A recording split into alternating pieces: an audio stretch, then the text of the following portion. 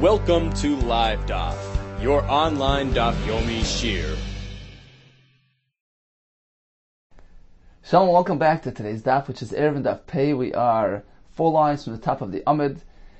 The Gemara told us that when we do a shituf mevois, we lift this barrel filled with food, and we are zeichet on behalf of the other members of the Mavi.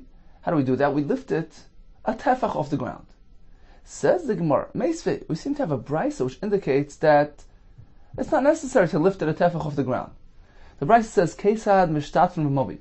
How do we go about doing the shituf mevois? Mivim chavish shel yayin, v'shel shemen, v'shel tmarim, v'shel gregoris, v'shel sharminei peris. You bring a barrel filled with any type of food or drink, wine, oil, date, dried figs, or other types of fruit. Im mishaloi, if he's donating his own food, on behalf of all the members of the Mavi, tzarach l'zakis, then he needs to grant it to them with a kinyan. V'im mishalahen, if he's using their food, tzarach l'dia, then he needs to inform them to get their consent, so that he has authority to use their food for the sake of the shituf. Umagbia min akarka mashahu. All he needs to do is lift it off the ground. A mashu, just a little bit. So he gives it to his friend, so that fellow is zoicha. I'm just lifting it a bit off the ground on behalf. He's zoicha on behalf of all the members of the Mavi. A tefach is not necessary. Says the Gemara, my mashu nami de kamar tefach. You know what the brisa means when it says he lifted a mashu off the ground? It means a tefach. You don't need your standard 3 tefach lift, which is required for the typical kinyan hagbah. Apparently here it's different, as Taisus explained earlier. It's just a shituf mevois, midrabanan chacham u'mekel, that as long as you have just a little bit access to the food, just lift it a bit off the ground, that's enough. You don't need to have 3 tefachim, but certainly a tefach, that's the minimum requirement for the hagbah here. Perhaps let's see Rashi inside who explains why you need to inform the members of the Mavi when you use their food. So Rashi here is on the second line from the top. It's Rashi tzorch le'dia, im chafetzin bekach. You need to inform them to find out if they're willing, if they have consent here. Shema makpidim be'Eruvin, perhaps they're particular about their food, and they're possessive about this barrel here. They don't want the other members to partake in this food, and then it won't work. Why? If a person is makpid on his eruv food, it doesn't work. If he's particular about his food, doesn't want his friends to have access to his food, then it doesn't work, because the point is it's a joint meal, it's joint food, and everybody has to have access to it. So the point here is, if he's using the other person's food, he has to let him know and obtain his consent, so that we know that the person is not makpid and would allow others to have access to that food. But if he uses his own food, he donates his own barrel of food, then there's no need for him to inform them at all. Why? You can do something which benefits the other person even without him knowing. So if he's using his own food, all he does is makes a kinyan, grants it to them, whether or not they know about it, it works. Continues the Gemara. Itmar, we learn shituf mevois. Rav Amar ein tzorach l'zakos. Let's say a person donates his own food to the shituf mevois. Rav says, you don't need to actually make a formal masa kinyan. There's no need for that. As long as he's giving it to them, he's allowing them to have it, that's enough. Ushmor lamar tzorach l'zakos. He needs to go ahead and do a formal act of kinyan, to grant it to them formally, so that they acquire it for the sake of their shituf mevois. A similar machlokes regarding Eruvin tchumen. Rav Amar tzorach l'zakos. If one decides to use his food on behalf of the other members of the city, Rav says he has to grant it to them with a kinyan, so that they actually gain possession of this food. Ushmor Amar ein tzorach l'zakos. There's no need to make a kinyan. Now, what is the svar of the machlokes here? So Rashi explains that when it comes to Ruvi Shtufim voice, Ruvi Chatzeres, it goes together. Shituf and Erev goes together. And based on the same concept, and Rashi explains that Rav will hold, since they make each other asa, they interfere with each other. People living in the same chatzar, in the same shituf, who don't have a Erev, interfere with each other. They don't allow each other to carry. Therefore, Rav holds, out of necessity, he is Gomar Makni, he actually grants it. He resolves to actually give it to them wholeheartedly. And therefore, there's no need to make a kinyan here. You don't need to make a masa kinyan. So that's why Rav holds that when it comes to the Erev Chatzeres, a kinyan is not necessary. They'll receive it regardless of whether or not there's a formal masa kinyan, because he's wholeheartedly giving it away. As opposed to Eruvin Tchumen, where that factor is not present, they're not interfering with each other, it's not a necessity. So although he's allowing them to use this food, but unless he actually does an act of kinyan, they haven't really acquired it. So that's Rav Svara. Again, by Erev Chatzeres Shitum Avois, a kinyan is not required due to the fact that there's Isser taking place. So out of necessity, when he donates, he's donating it wholeheartedly. Whereas by Shitufim Avois, unless he actually makes a kinyan, they don't really gain possession of this food. Where Shmuel holds that by Erev Chatzeres or Shitufim Avois, a kinyan is required, as opposed to Erev Tchumen, where it's not required. This has several reasons. One of them is that Erev Tchumen is done only L'Dvar Mitzvah.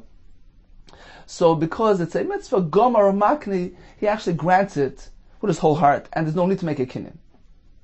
As opposed to the Erev Chatzeres, which doesn't have that same degree of mitzvah, and therefore, unless you actually do a kinyan, it won't work. Another pshat Taisa says because by Erev Tchumen, the person is not really being koina rishus, not really koina somebody else's rishus.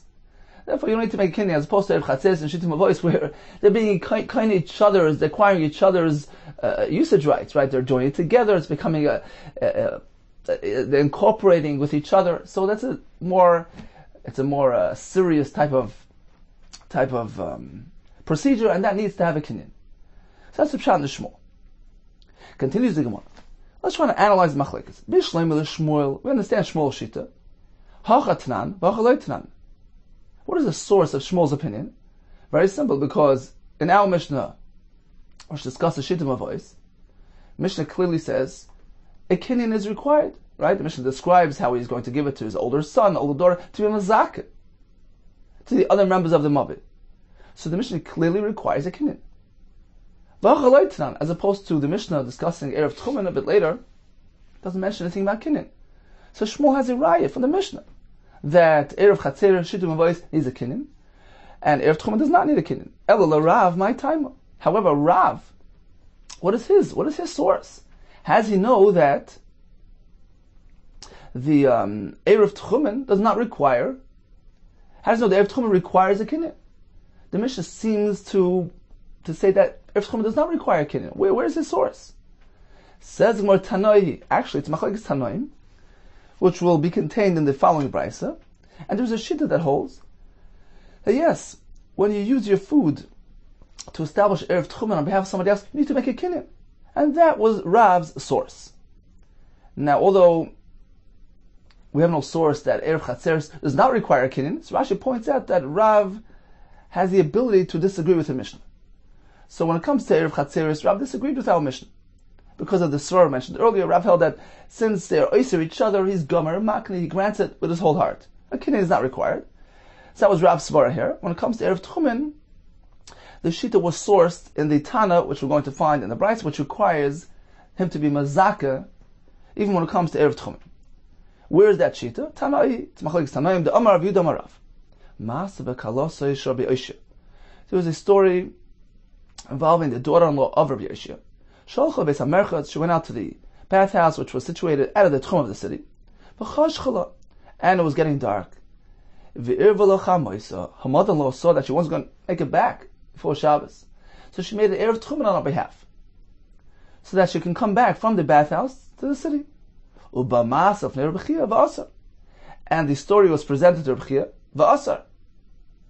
He held that this Erev Tchumen is invalid. The question was, why? What was wrong? What was the deficiency with this Erev Tchumen? Amar Loi Rabbi Shmuel Rabbi Yossi. So Shmuel Rabbi Yossi told Rabbi Bavloi, he called him Babylonian. Called Kachata Machem Eruvin. Why are you so machem when it comes to Erev? Kachamar Abba, my father Rabbi Yossi actually said as follows: Kol sheyesh chala hakol be'eruvin hakol. whenever you have an opportunity to be lenient when it comes to Erev, you're meant to be lenient. So why are you so machmer and not allowing her to come back to the city using her mother-in-law's Erev? Now, what exactly was wrong with the story here? What exactly was wrong with the Erev? V'boilu. So the Bnei Yeshiva asked, what exactly was wrong? Mishal chamais irvala? Was it that the mother-in-law used her own material, her own food for the Erev? And the problem was because she neglected to make a formal ma'aseh kinyan to be mezaka to the daughter-in-law. And since she didn't do that, it doesn't work. Oidilmo perhaps, mishallah irvala. The thing was that she used her daughter-in-law's material for the Erev. And the problem was that she didn't obtain her consent. She didn't have authority to use her daughter-in-law's food for the Erev because she didn't ask her permission. So what was the fault here? So Rabbi Yaakov was one of the Rabbanan there. He said as follows: Rabbi Yehuda explained to me that the problem was Mishal Chamois Irva. The mother-in-law used her own material for the Erev. The problem was she didn't make a zikr. She didn't make a kinyan to grant it to her daughter-in-law. So we see very clearly that according to this shita, which was Reb Chia, unless you make a zikr, unless you mezaka, make a formal kinyan to grant the material to the person who's going to be using the Erev, it doesn't work. And the other shita, who was Rishmal Rabbi Yossi, disagrees. He holds that it's not necessary. As long as you're designating this food for that person, a kinyan is not required. So indeed, Rabbi Chia is the source shita for Rav, who required the kinyan by Eruvin Tchumen. Continues the Gemara. Amar le Rab Zera le Rabbi Yaakov, Brei de Bas Yaakov. So Rab Zera told Rabbi Yaakov, who was the son of the daughter of Yaakov, and why don't we mention his father? Rashi says his father was not a worthy fellow, so we ignore him, we don't mention it. Rather, we call him Rabbi Yaakov, the son of the daughter of Yaakov. In any case, Rabbi Zera asked him like this: Kimotes Hassam, when you arrive at Yisrael, Akif, take a longer route. Vizil l'suma detzur. Take a roundabout route through the steep mountain pass of Tzur. Uboy minei Rabbi Yaakov Idi. And please go ask Rabbi Yaakov Idi, what exactly was the problem with that Erev, with the mother-in-law and the daughter-in-law? What was the deficiency there? So when he arrived, Boy minei, indeed he asked him, what was the pshat? Mishal chamois irva umishum deloi zichsala? Was it because it was the mother-in-law's material, and she neglected to make a zikui? She didn't grant it to her with a formal ma'aseh kinyan. So that was the problem, because a kinyan is required. A dilma, or perhaps mishala irva, it was actually the daughter-in-law's material which was used for the erev. The problem was that it was not with her das. She didn't obtain permission to make it for her behalf. So which one was it? Amarlei. So Rabbi Yaakov Idi responded, Mishal chamais irva. The problem was because she used her own material. The mother-in-law used her own food. Mishal chamais irva. Mishum deloi zichsala. The problem was that she didn't make a zikui. She didn't grant it to her with a formal ma'aseh kinyan, which is required. Okay. So at this point in the Gemara, we have Rav Shita who says Erev Chatzeres Shita Mavais does not require a kinyan, as Rashi explained, because since there's an Isser involved, since the members of the Chatzer or the Mavai interfere with each other and prevent the carrying from taking place, so when a person makes an Erev on behalf of all the neighbors, he's doing it wholeheartedly, Gomer, Makni, and you don't need to make a formal ma'aseh kinyan for them to gain possession of this food. Whereas when it comes to Erev Tchumen, we have a source from this Bryce, Reb Chia, who requires a kinyan to take place. Shmuel is just the opposite. He says we follow the exact text of our Mishnahs.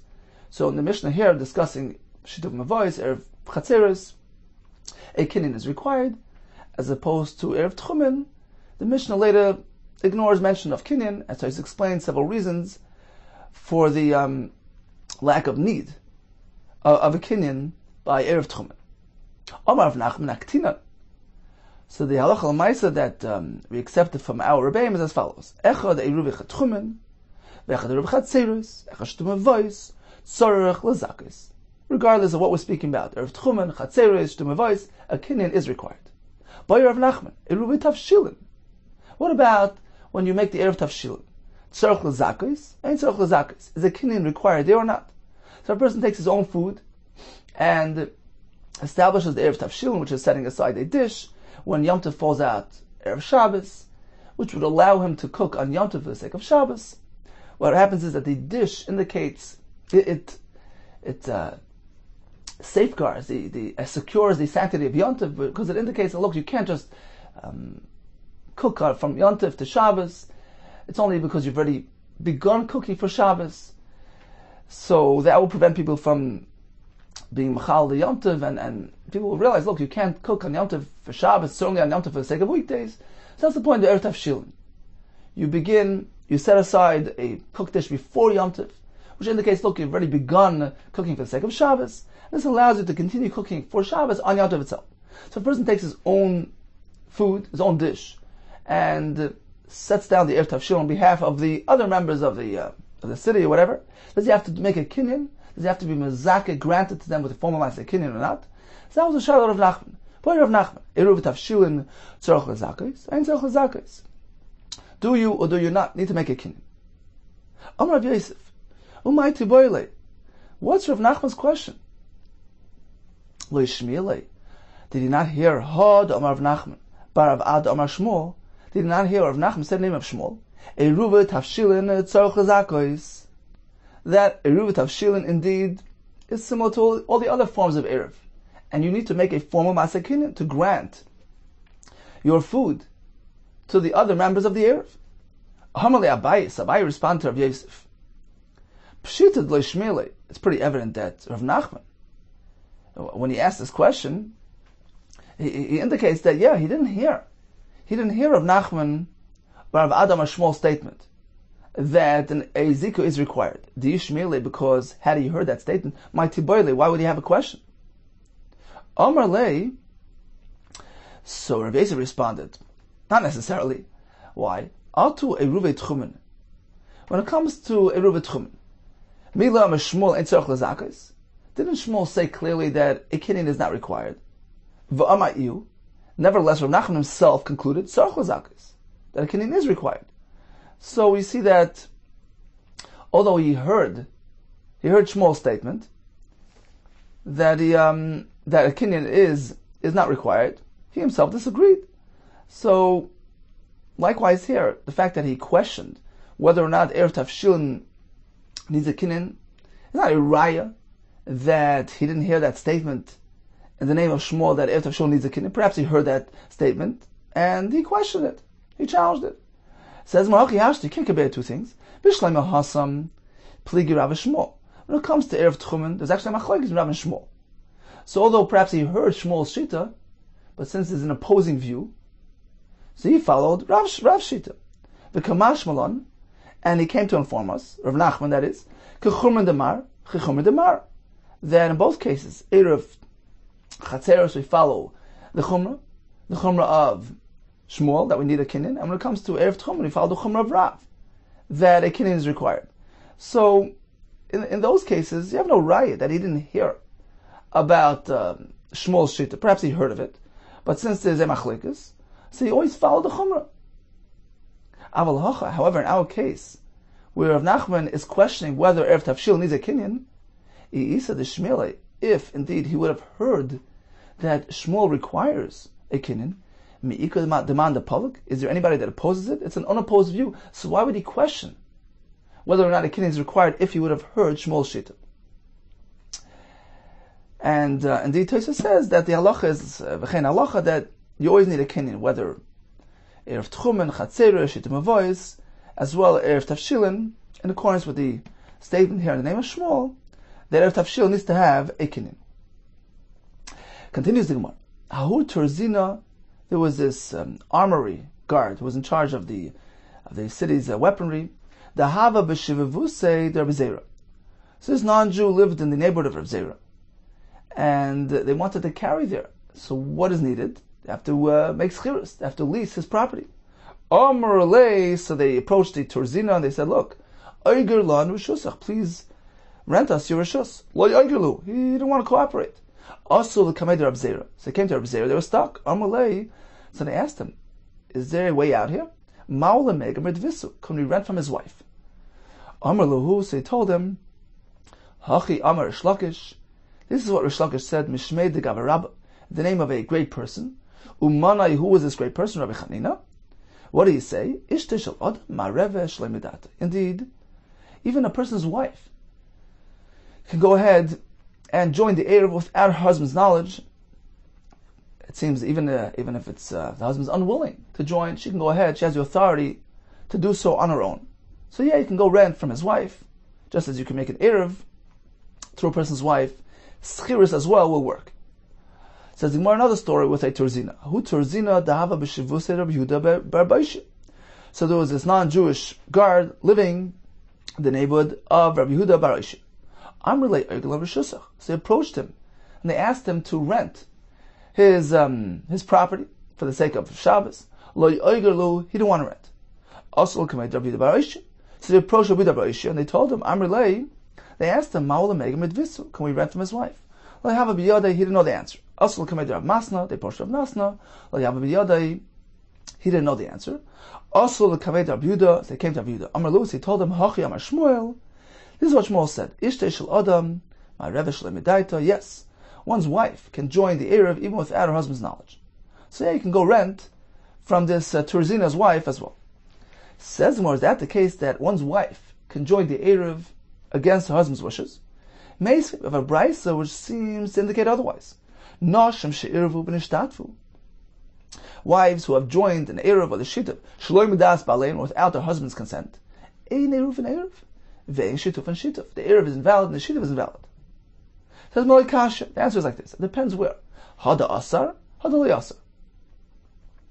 When the person's non-participation in the Eruv invalidates the Eruv, it makes it Asar on them, then Chacham Masakan, that you can approach the person's wife as well. And that's what Shmuel is referring to. However, in a case where his non-participation will not affect the rest of the members, in that case, you cannot approach his wife. What is an example of a Lo Asar? Rashi explains, for instance, you have a chatzar situated between two alleyways. So he can use either one. And let's say he's accustomed to using the alleyway to the right. He's considered to be like a resident of that alleyway. So the members on the left alleyway can't force him, can't approach his wife if he's not interested, because it's Lo Asar. He doesn't affect them at all because he's not accustomed to walking through that area. So that's what the Bryce is speaking about. In that case, the wife's Eruv doesn't work. Hachinam mistavra. It seems that this is the correct approach, meaning that even Shmuel would agree in a case where he is Lo Asar, his wife can't do it on his behalf. Because otherwise, we're going to have an apparent contradiction between the first statement of Shmuel, and which indicated that the wife can join, versus the upcoming statement of Shmuel that appears to be saying that a wife cannot join. The Amar Shmuel, because Shmuel said, Echad mibnei Mavi shiragel l'shtatev im bnei Mavi. If one of the Mavi members is accustomed, he's a regular member in the shituf of this Mavi, and he refused to join, Rashi says, he specifically doesn't want to because he wants to make it usher on them. He's mad at them. So, if he neglects to join this week, what happens? The other members of the Mavi have the right to go into his house, and they could obtain the shituf material against his wishes. Taisus explains, it means getting it from his wife. Now, Shmuel explains and frames this as a case where the Echad Mibnei Mavi is Rugel, right? He's Rugel Ishtativ. Rugel means he's accustomed to joining their Eruv. As Taisus explains, when a person is Rugel to join, so even if he's not accustomed to necessarily walking out through that alleyway during the weekdays, but if he's considered to be a regular member of their shituf, then his lack of joining, his lack of shituf, will make it usher on them. That's how Tosfos learns. So ruggle in, only if he's a ruggle, if he's a regular member. She'ein ruggle loy, but if he's not accustomed to joining their shituf, then you can't employ this method, you can't go to his wife. So you see clearly, Shema Mina. There's a raya that the allowance to use his wife for the sake of the shituf Erev is only in a case where the lack of participation will affect the other members. It says in Malem Sayele, can we bring a raya to Shmuel from the following brisa, which seems to indicate that, you can sometimes forcibly incorporate this member into the Erev shituf. The brisa says, you can force a person to contribute for the construction of the lech and the curry for the mavi. So you see that, you can sometimes force an unwilling resident to contribute to the communal institutions here. Says the Gemara, you can't compare lech and curry to shituf. Shani asam lech mechitzis. That brisa is speaking about a mavi which is lacking mechitzis. It doesn't have lech and curry, so this mavi is exposed and unprotected. That's why you can force him to contribute to the lech v'kara, to the mechitzas of the mavi.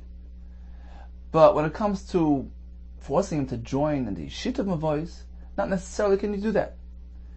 So Rashi learns lech mechitzas means that it's open and exposed and requires that the additional mechitzas here to safeguard the mavi. The Ritva says he doesn't understand how the lech v'kara actually adds much to the security of the mavi. Lechi is this flimsy side post, kara this crossbeam. So actually Tosfos learns a bit different. He says that what the Gemara means is as follows. Even if you should force a person to contribute to lech v'kara, the lech v'kara serve as mechitzas. So once you've established it, it's valid. You can use it despite the fact that the contributor wasn't happy about contributing. A mechitzah is a mechitzah regardless. So it can function properly. As opposed to being kaifa a person, forcing him to join in the shituf mavois or the erev chatzeres, you can't do that against his will. But what are you trying to do? You're trying to incorporate him into the residency, to make a joint residence amongst all the members here. That can only be done with a person's consent. You can't take an unwilling party and forcibly being mishat of him with the rest of the members. So it won't work. It simply won't work. So that's the Gemara's chiluk. The brisa they're speaking about mechitzas, which can be done against a person's will. He must contribute to the communal institutions, and once you have it, it's a mechitzah. As opposed to Shmuel, who added even a greater chiddush, that when it comes to shittum avois, you can forcibly join a person. That's a chiddush which is not present in this brisa. Continues the Gemara. Lishnachrin, another pshat, mitzad shani. So the Vilna Gaon and Shulchan Aruch has a gersa bebezdin shani. That brisa, which is speaking about forcing a person to join with the lech v'kara, is speaking about taking legal action, using bezdin to do so. And that can be done. As opposed to Shmuel, who adds an even greater chiddush, that they can just go in and take his erev material. That's a chiddush not found in the brisa. So once we're discussing lech v'kara, the Gemara will conclude with another halacha regarding lech v'kara. Itmar, we learned Rav Chia bar Ashi Amar, oisen lechi asherah. One can even use asherah wood, which was worshipped, which needs to be burnt or destroyed. Can you use that for the sake of a lechi? Now, let's just stop for a second. How can you use something which is asur b'hana for lechi? So I noticed two terutzim the Mishnah Berurah brings in the name of the Beis Meir. He says it's not considered to be a direct hana from the lechi. The mavi is technically enclosed. Just midrabanan you to add the lechi to the takana. Once you added that lechi, you can carry the mavi due to its mechitzis, to the rest of the mechitzis. So you're not directly benefiting from the lechi. Therefore, there's no concern even if it's asur b'hana. The Korban Nesana learns, he says that a lechi is a mitzvah, and we know mitzvah is l'avlahanes nitnu. It's not considered to be personal pleasure and benefit, and therefore, for the sake of the lechi, which is a mitzvah, you can use even something which is asur b'hana. Continues the Gemara. Reb Shimon ben Lakish Amar, oisin koira asherah. You can even use asherah wood to make the koira, the crossbeam above the mavi. Says the Gemara, man damar koira, the shita which allows using asherah for the koira, Certainly a lechi can be constructed with Asherah. Why? Explains Rashi, because a lechi has no real shear. It can be as thin as you want, as narrow as you want, as opposed to a koira, which needs to be a tefach wide, needs to be thick enough to sustain the weight of a brick. So if you can use the Asherah wood for the koira, despite the fact that koira requires a shear, and certainly it can be used for the lechi, there's no question about that. However, umad omar lechi, according to the shita that said you can use the Asherah for the lechi, aval koira loy, but he will hold that for a koira you cannot use the Asherah wood. Why? Because a lechi is fine because it doesn't need a shear, and even something which is asur b'hana can be used for that, as opposed to a koira which requires a shear. You can't use something which is asur b'hana. Why? Ketusi michtas shiuri. Something which is asur b'hana is regarded as though it's completely crumbled into smithereens. The shear is totally crushed up. It doesn't have a chashivas. It's meant to be burnt. It's meant to be destroyed. It doesn't have any prominence and significance. You can't take a look at this piece of wood and say, look, it's a tefach wide. It's not a tefach wide. It's just a bunch of crumbled pieces. Because it's not meant to be used. It's not meant to serve in this function. You don't have a tefach of wood coming to serve you in unison as one. It's not meant for this purpose, for this function. It's meant to be burnt and destroyed. So therefore, Asherah wood cannot serve for a koira. So for a lechi, it can serve because there's no prescribed shear of thickness and width. So since it doesn't have a shear, even something which is asur b'hana is suitable, as opposed to a koira, which needs a shear. Now the question is, doesn't a lechi also need a 10 tefach height? It needs to be 10 tefachim goiva. So why is that not considered to be a shear? So the Magen says the Gemara means it doesn't have three dimensions. So although it needs to be 10 tefach high, but when it comes to the roichav and the oivi, the thickness and the width, there's no shear for lechi, as opposed to a koira, which has a 3-dimensional requirement. Number one, it needs to be as long as the mavi. Number two, 8 tefach wide. Number three, thick enough to sustain a brick. So that's considered to be a proper shear requirement, which something which is asur b'hana will not provide. Okay, so in summation, we began the sugya with the question of whether or not you need to be mezakeh when you're donating material on behalf of others. Is it enough that you're granting them access to this food, or do you need to actually make a formal masakinyan? We have machlekes. According to Rav, when it comes to Erev Chatzeres or Shitim Avois, due to the fact that they're oiser each other, he is gomer makne. He gives it away wholeheartedly, and a formal kinyan is not required. When it comes to Tchumen, that element is not present, and a kinyan is required. According to Shmuel, he follows the text of our Mishnahs. So when it comes to Chatzeres and Avois, a zikr is required. When it comes to Tchumen, it is not. When it comes to Erev Tavshilin, it is. Rav Nachman concludes that whether Chatzeres, Mavois, or Tchumen, a zikr is required. He was unsure about Tavshilin, but we do have that statement of Shmuel, and Tosfos concludes that indeed the halacha is all types of Eruvs require a formal masakinyan to grant the Eruv material to the other members of the Eruv. The Gemara tells us the name of Shmuel. When we have an unwilling member here, his wife can go ahead and make the Eruv Shalei Midatoi, as well as the Schiras when it comes to a guy. The Gemara concluded that's only in the case where the person's non-participation in the Eruv will affect them or make them asur. And concluded regarding using an Asherah for a lechi, all agree is okay. When it comes to a koira, we have machlekes. Continues the Mishnah, so they established the Erev Chatzeres, they collected the food, and it turns out that the food went missing. It dwindled to less than the required amount. And when did this happen? Before the first Shabbos, before the Erev was activated. That's why the Mishnah uses the word Nismayat ha'oichel, the food, meaning prior to the first Ben Hashmasha, it's still only food. It's not yet Erev. So now the food went missing. He needs to replenish the missing amount. Moisif umazaka. So you can go ahead and add to fill the missing amount umazaka. And if he's using his own food, he could donate it by making a kinyan, be mazaka to the other members of the chatzah. even if he is going to use their food for the Eruv, let's say he has access somehow to their food, he doesn't need to inform them because they've already agreed to the establishment of the Eruv. Continues the Mishnah. Suppose new residents arrived and the food that was collected doesn't cover them all. Moisav mazaka. So he needs to add, and if he's donating his own food, he needs to be mazaka to them. V'tzorach loidia.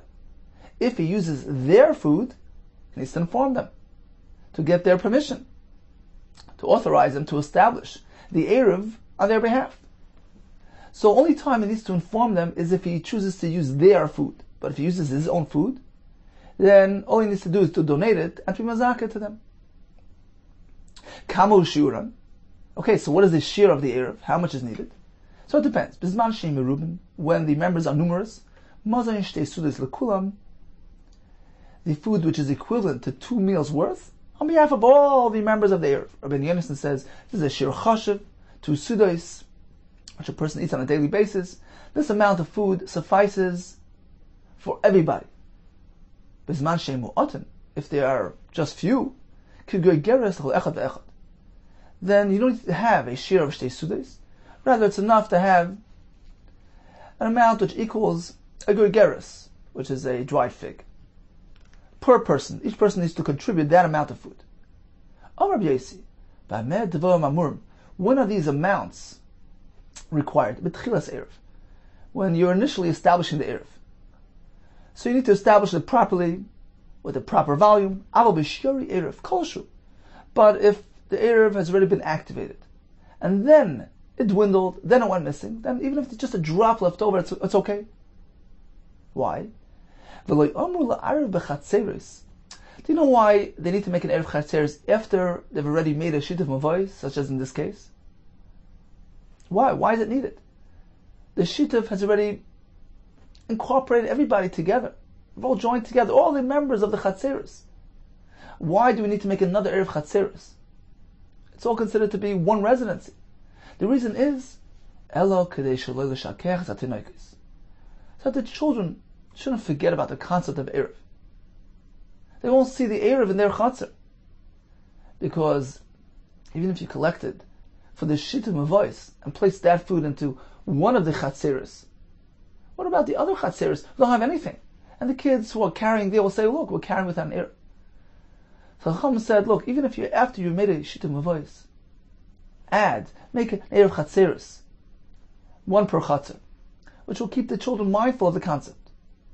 So since it's only a sort of Chumrah, says Rabbi Yossi, we can allow even a kolshu to suffice. So once you've established the Eruv Chatzeres with the proper volume, proper amount of food, and then after it's been activated, some of it went missing, that's okay as long as there's something remaining, some remnant, which will keep the Eruv intact. Continues the Gemara. But my asking, what is the Mishnah speaking about? This is going back to the first part of the Mishnah, which said, if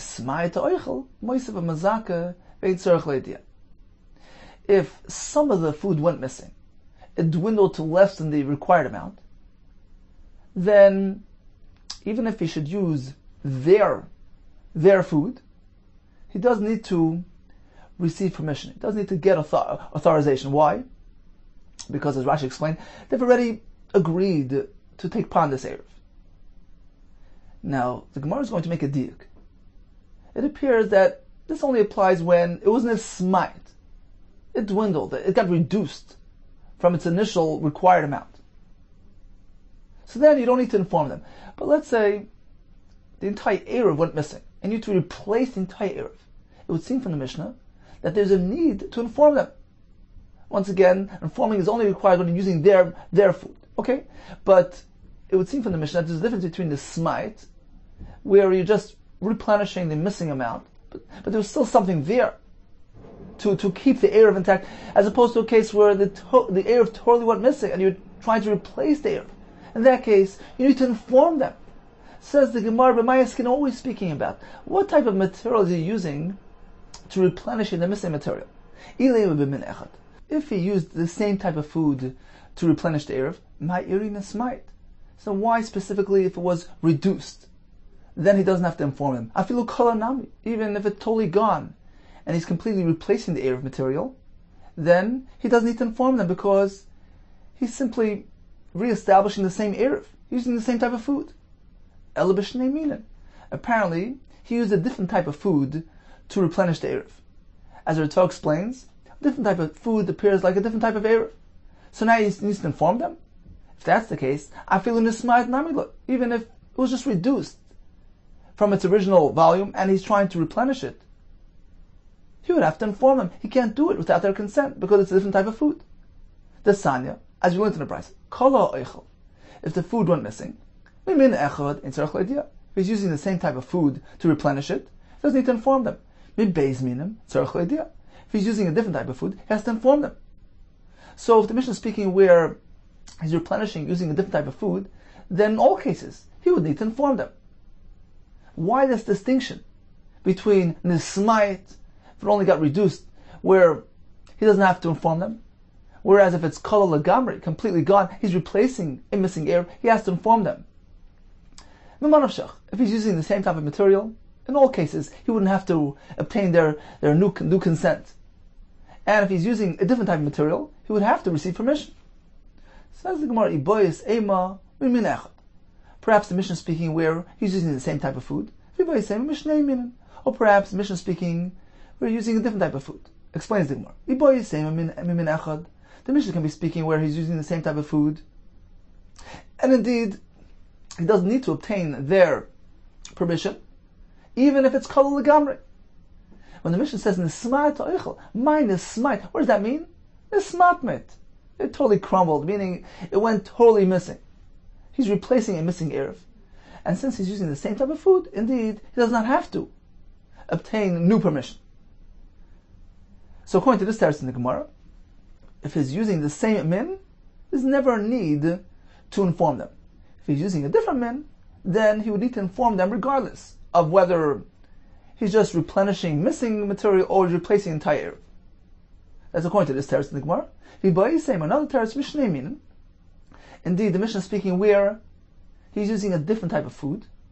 However, if the eruv was only this smite, it only dwindled and it was reduced somewhat, it needs to replenish and refill the missing amount, then the eruv is deemed to be considered still intact.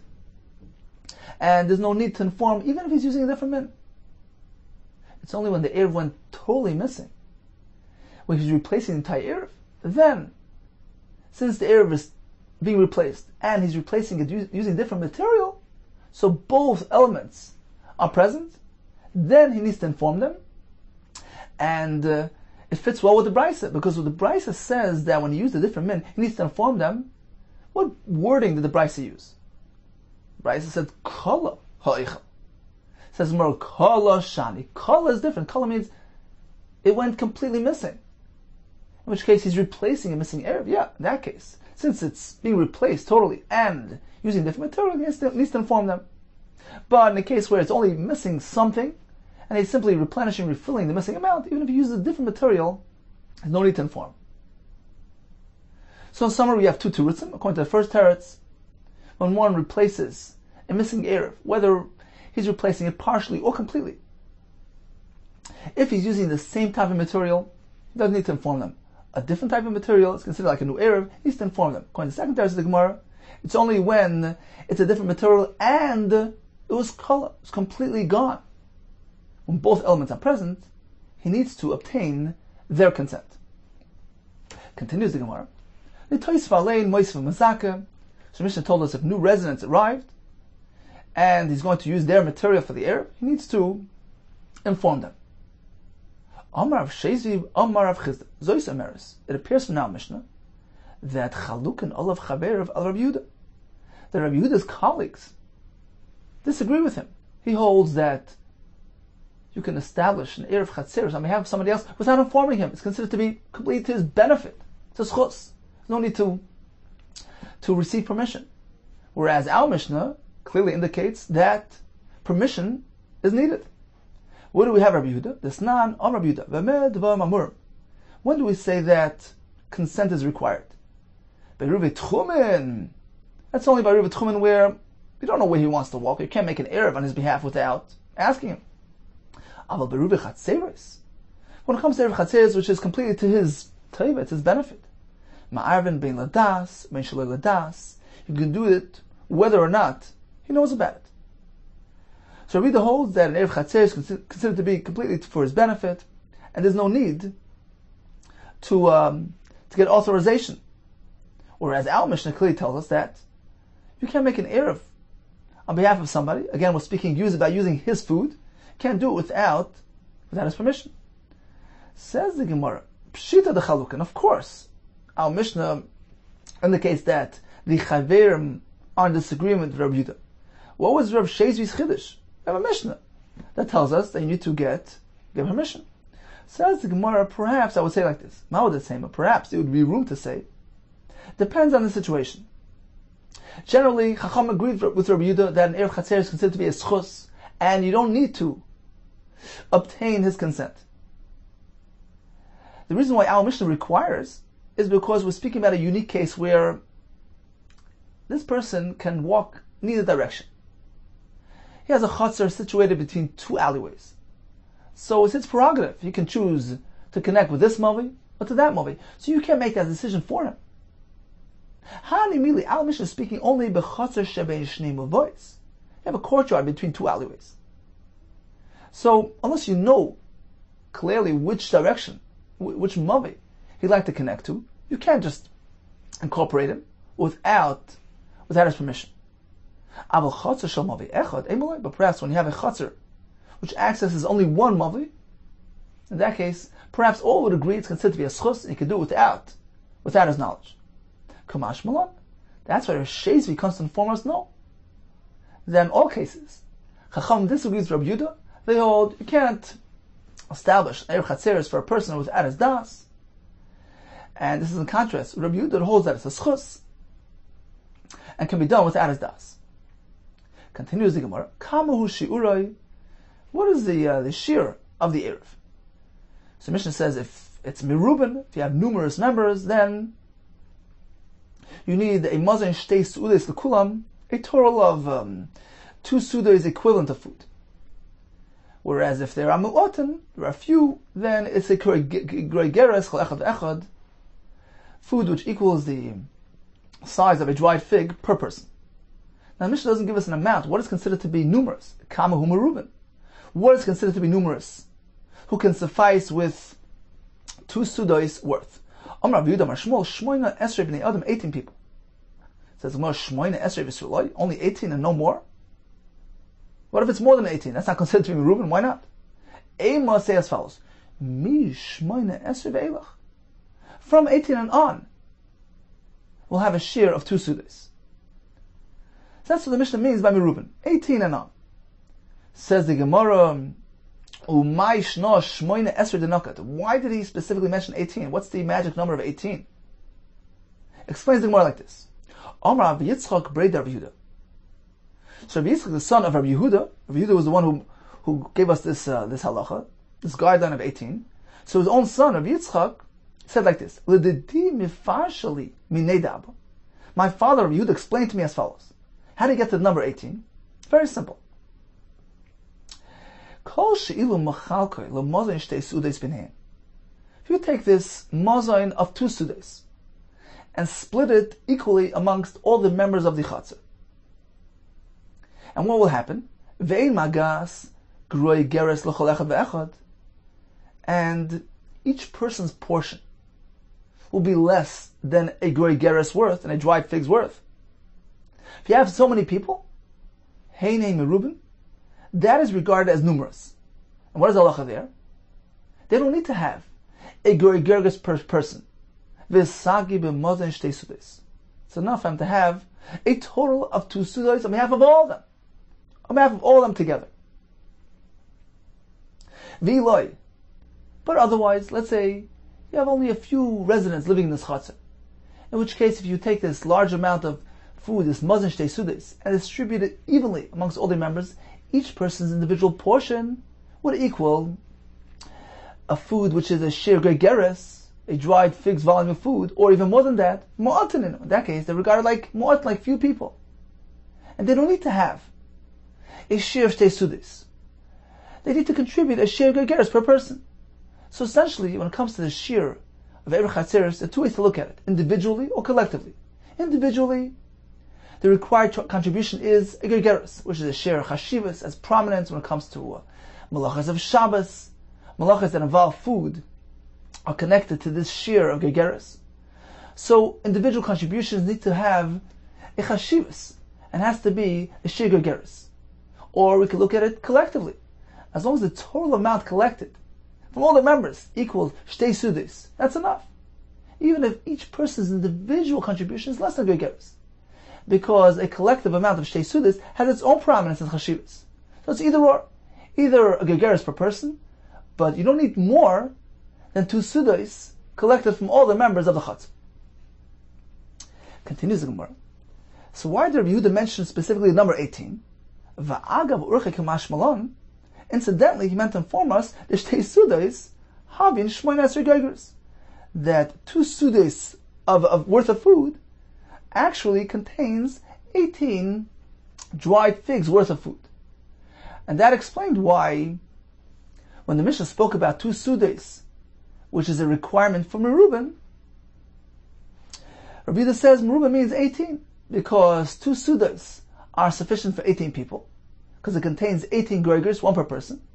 So it applies to 18, and the share of 2 sudis applies to anything past 18 as well, because you only need a total of 2 sudis on behalf of all the members of the chatz. So in summary, the share of the food required for the Erev is either an amount equal to a dried fig per person, or the share of shtei sudis on behalf of all the members of the chatzar in totality.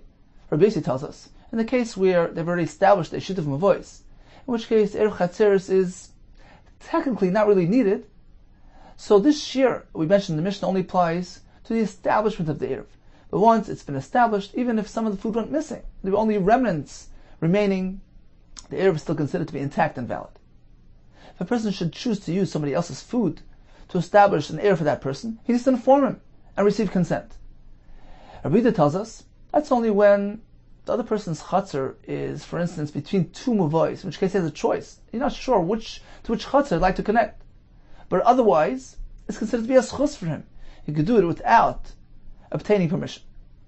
Now, once you've established the Erev and some of the food went missing, and you're going to replenish the missing material, if he's being moisif, mimin achar, using a different type of food, then he needs to inform the owner, because it's considered like making a new Erev.